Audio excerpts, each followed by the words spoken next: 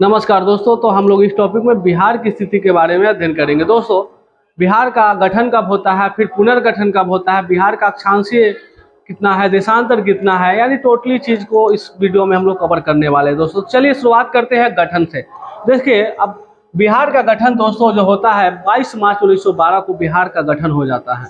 बंगाल से अलग होता है। ये कहाँ से अलग होता है? बंगाल से अलग होता है। फिर पुनर्गठन की बात करेंगे तो पुनर्गठन फिर से एक बार उसका होता है, तो 15 नवंबर 2000 को पुनर्गठन हो जाता है। अब पुनर्गठन भी होता है तो कहाँ का, तो देखिए सर, दक्षिण हिस्सा को काट कर क्या होता है, इसको अलग कर दिया जाता है। दक्षिण हिस्सा को काट कर बिहार का फिर से एक बार पुनर्गठन होता है 15 नवंबर 2000 को। अब बात करें अक्षांश की, बात करेंगे तो अक्षांशीय कितना है। अक्षांशीय कहने का मतलब है अक्षांश यानी कि इसकी लंबाई कितना है। दोस्तों लंबाई, बिहार का जो टोटल जो मैप है उसकी लंबाई क्या है, यानी कि ये जो लंबाई है ये वाला, ये अक्षांश होता है, यानी उसको लंबाई भी कहते हैं। तो कितना है, तो उसका किलोमीटर की बात करें तो 345 किलोमीटर है। और अक्षांशीय जो इसका आपका क्या है, 24 डिग्री 20 मिनट 10 सेकेंड से लेकर 27 डिग्री 31 मिनट 15 सेकेंड तक इसका आपका इसका अक्षांशीय विस्तार है। दोस्तों चलिए देशांतर का विस्तार देखते हैं।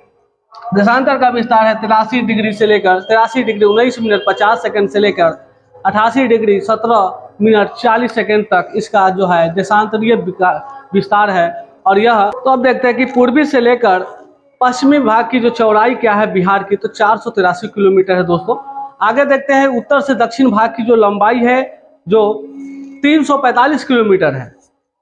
ग्रामीण क्षेत्र का कुल क्षेत्रफल क्या है, तो 92,257.51 किलोमीटर यानी वर्ग किलोमीटर स्क्वायर है। उसी तरह देखते हैं शहरी क्षेत्रफल का। शहरी क्षेत्रफल क्या है, तो 1095.549 किलोमीटर स्क्वायर है।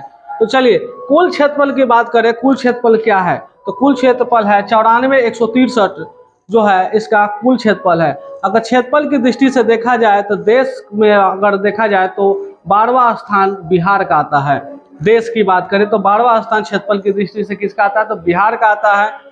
जनसंख्या 2011 के अनुसार जो दोस्तों था 10,40,99,452, जो कि 2011 के जनगणना के अनुसार इसकी जनसंख्या था।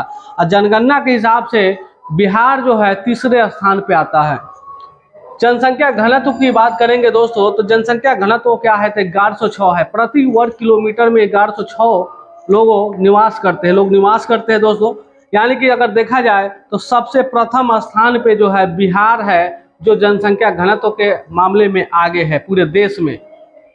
आगे बढ़ते हैं दोस्तों। समुद्र तल से बिहार की जो है ऊंचाई क्या है दोस्तों, बिहार की ऊंचाई तो 173 फीट है। दोस्तों समुद्र तल से बिहार की जो ऊंचाई जो है दोस्तों तो 173 फीट है। अब मीटर में अगर कन्वर्ट करते हैं दोस्तों तो 52.7 मीटर ऊंचाई हो जाता है।